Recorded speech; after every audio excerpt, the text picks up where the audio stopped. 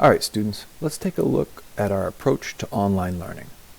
All assignments and necessary materials will be uploaded to Google Classroom.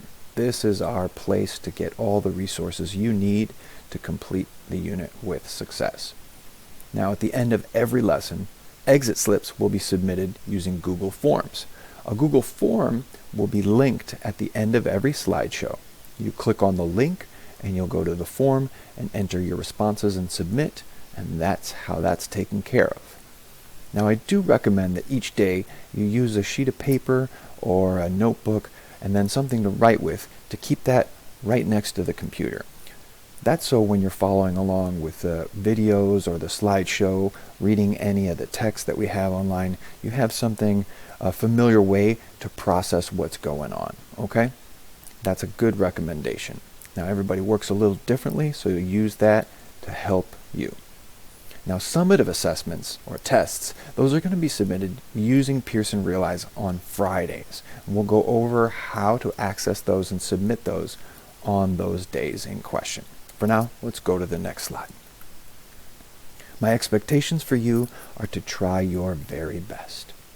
Now, this is distance learning. This is something that's brand new. It's brand new for you, and it's brand new for me. It's brand new for all of us. So remember, you are not alone. We will get through this together, and we can grow through this. Just because things are tough and just because things are different doesn't mean we have to stop growing. Trying our best is the way that we can do that, and we'll do it together. Okay, let's set up our Google Classroom. You're going to need to go to classroom.google.com.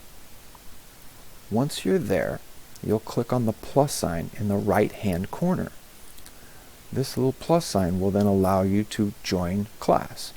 To join our class, you're going to need to use the classroom code that has been sent to you specifically for this class. Use our classroom code and then click join. You'll then see a classroom homepage similar to how this looks. We're going to then personalize this look, and let me explain a little bit of the features for our Google Classroom. Stream is where you're going to see announcements and assignments posted. So that is like our agendas and then all our assignments, things to complete and turn in.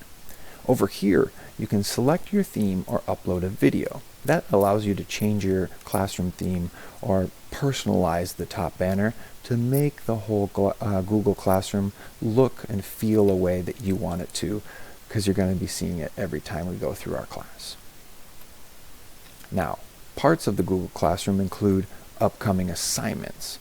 This is where the list of names of assignments and when they're due are going to be posted.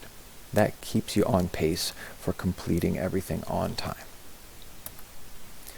Now, when we use Pearson Realize to complete those summative assessments, we'll go through this process to access our specific accounts. We don't have to do that now, but this is just a gentle reminder on how to take care of that.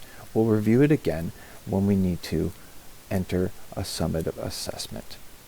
Our next step, though, is to jump back into our lesson and address the essential question of our unit to get us started.